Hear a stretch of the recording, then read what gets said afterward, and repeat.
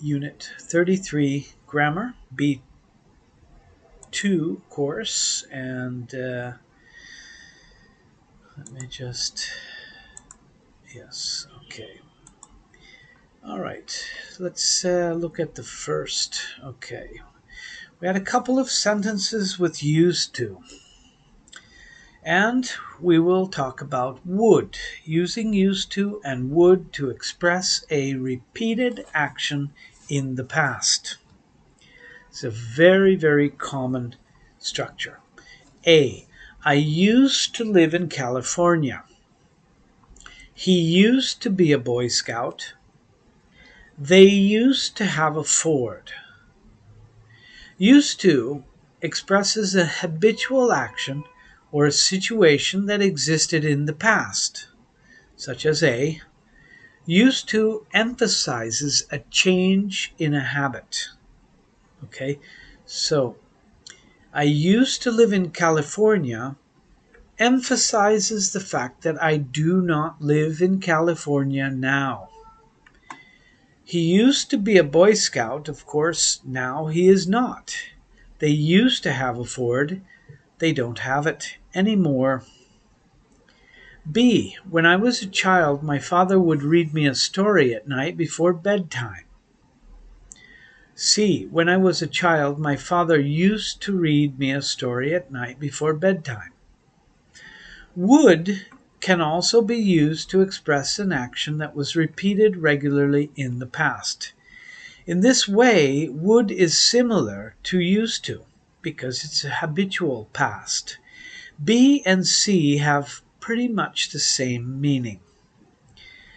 Here's a little footnote. Would is used only for regularly repeated actions in the past. In these situations, would may not be used as an alternative.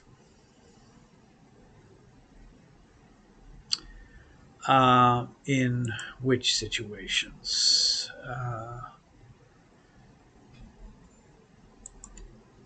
Okay, let's say, for example, incorrect would be I would be a Boy Scout when I was young. Okay, so this is a possibility of the difference between would and used to. Okay, it is only for regularly repeated actions in the past. It would not be used in this sentence, I would be a Boy Scout when I was young, but I saw in A, I used to be a Boy Scout, because it's really not a repeated action. On the other hand, my father would read me a story. This was a repeated action. So I would live in California. They would have a Ford. These are not really good examples of would that is similar to used to. Let's look at forming the passive. This is the highlight of the lesson. The active, we have a subject, a verb, and an object. In A, Mary is the subject, the verb is helped, and the object is the boy. So the active sentence, the object of a active verb becomes the subject. We'll see that, but in the active example, Mary does the verb, she helps, and who does she help? She helps the boy, so the boy receives the action of the verb. It's the object.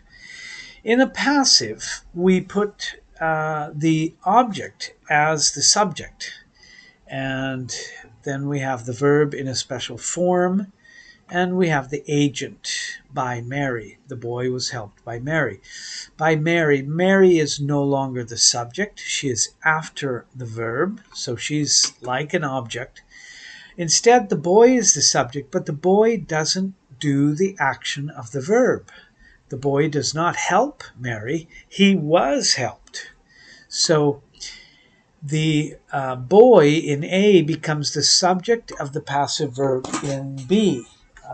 So he is the subject. Notice the subject of an active verb follows by in a passive sentence. The noun that follows by is called the agent. In B, Mary is the agent. A and B have the same meaning. Okay, let's look at active C. An accident happened.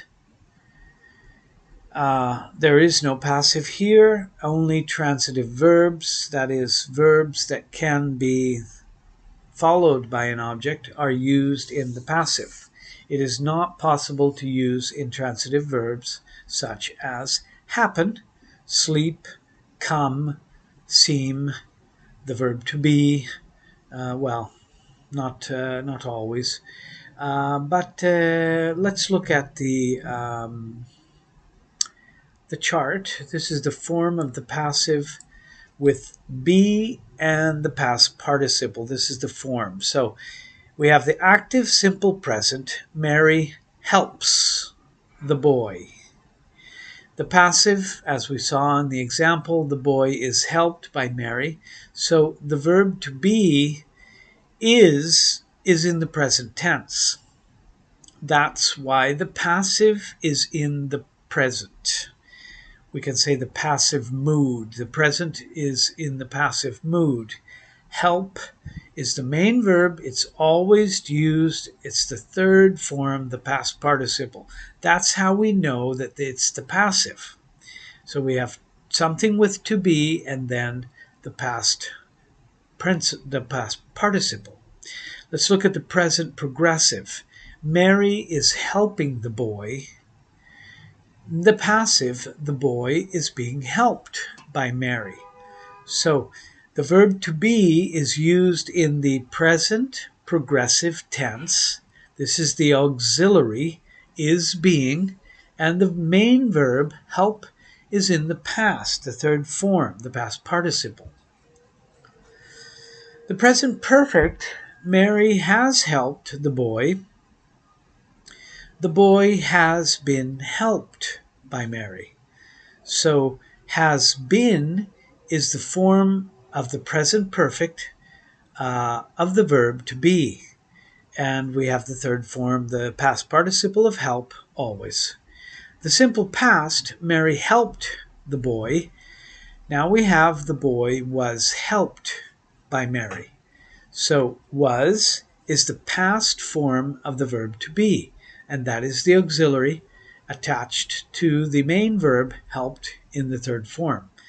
The past progressive, Mary was helping the boy. The boy was being helped by Mary. So I must use the verb to be in the past progressive, was being, and that becomes the auxiliary with the past participle helped. Past perfect, Mary had helped the boy. The boy had been helped, by Mary.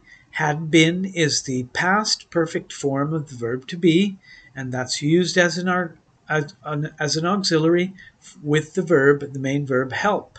Help is in the third form. Simple future, Mary will help the boy, so the boy will be helped. We can use a modal. Will is a modal. We just need to use the infinitive be. Will be helped. So that is the passive. And we can use the future with be going to. Mary is going to help the boy.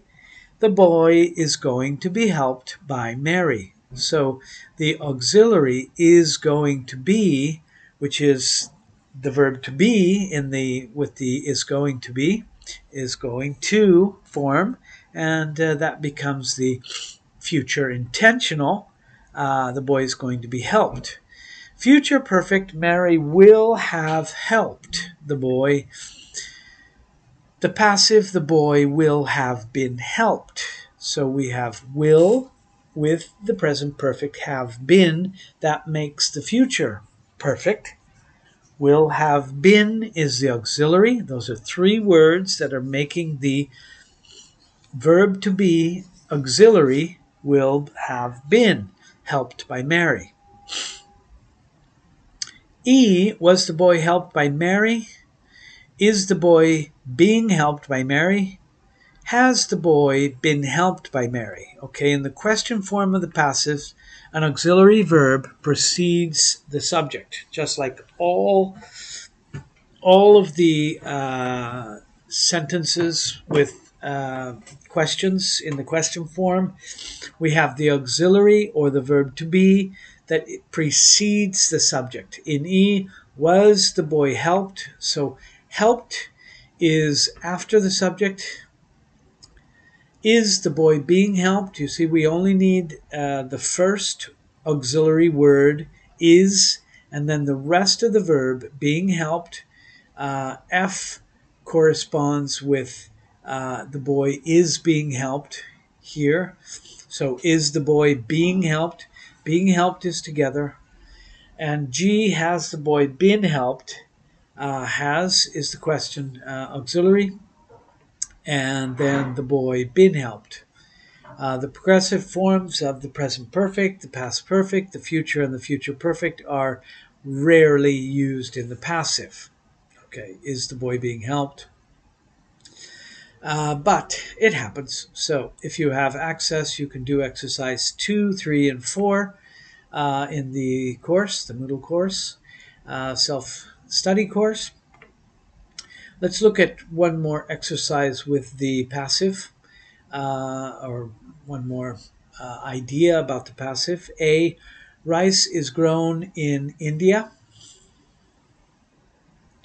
Okay, in A, rice is grown in India by people, by farmers, by someone. It is not known or important to know exactly who grows rice in India. Okay, the passive is generally used without a by phrase. The passive is most frequently used when it is not known or not important to know exactly who performs an action or the action. So rice is grown in India. It's not really important who grows the rice. We're talking about rice. We're focusing on the idea of rice. That's why it's the subject. B, our house was built in 1980. Here you see that we have without the by phrase. I don't say by a construction company. It's not important. It's just it was built. I'm focusing on the fact that it was built in 1980. This olive oil was imported from Crete. We don't know who imported it. It's not important. What's important is the olive oil. That's why I'm talking about it. That's the subject. That's why I use the passive. D, Life on the Mississippi was written by Mark Twain. The by phrase is included only if it is important to know who performs an action. So in this sentence, Mark Twain, by Mark Twain, is important information. Life on the Mississippi was written, it seems incomplete. Well, of course it was written, and we want to know why. The reason that this sentence may be in the passive instead of just saying Mark Twain wrote Life on the Mississippi is because maybe I'm talking about life on the Mississippi and talking about books about Mississippi, and I say life on the Mississippi, that's the subject. And so I can construct the passive using life on the Mississippi as the subject. My aunt made this rug. This is active. If the speaker knows who performs an action, usually the active is used, as in E. My aunt made this rug. F, this rug was made by my aunt. That rug was made by my mother. Sometimes, even when the speaker knows who performs an action, he or she chooses to use the passive with the by phrase because he or she wants to focus attention on the subject of a sentence. In F, the focus of attention is on two rugs, that rug and this rug. Okay? You can do exercise 5 if you have access to that course. Let's just look at these adjectives now. There are basic types of adjectives. We have opinion adjectives. These explain what you think about something. Other people may not agree with you. For example, silly, beautiful, horrible, and difficult. We have size. A size adjective, of course, tells you how big or small something is. For example, large, tiny, enormous, or little. Age, an age adjective tells you how young or how old something is or someone is. For example, ancient, new, young, old. These are adjectives about age. Shape describes the shape of something square, round, flat, regular, or rectangular, sorry. Color describes the color, blue, pink, reddish, gray. An origin adjective describes where something comes from. For example, French, lunar, American, Eastern, or Greek. These are all origin adjectives. A material adjective describes what something is made from. Wooden, metal, copper, paper, these are all material. And purpose is what something is used for. These adjectives often end with ing. For example, sleeping, a sleeping bag, roasting, as in a roasting tin. And these are the order of the adjectives. In the group, you remember old, blue and white, China, old, the age, then the color, and I might say Bavarian China. So that could also be there, but be careful with the placement of the adjectives. All right, the last item is indirect objects as passive subjects. Look at A. Someone gave Mrs. Lee an award. The indirect object Mrs. Lee is before the direct object an award. Let's analyze this. Someone is the subject. Gave is the verb. Who gave? Someone gave. What did someone give? An award. That's the direct object. Who did someone give the award to? Mrs. Lee. Now, in English, we can also make a passive with the indirect object. Mrs. Lee was given an award. Now, obviously, we do need the object here. We don't need the by phrase. We don't need by someone. That's not important, but we do need to know what she was given. Mrs. Lee was given an award. IE is the indirect object. DO is the direct object. Either an indirect object or a direct object may become the subject of a passive sentence. Let's give another example. Someone gave an award to Mrs. Lee. An award was given to Mrs. Lee. Okay, when the direct object becomes the subject, to is usually kept in front of the indirect object. An award was given to Mrs. Lee. Now, hypothetically, someone gave Mrs. Lee, we can use the indirect object without to if it's near the verb. But in the case of a passive, we want to see the to. An award was given to Mrs. Lee.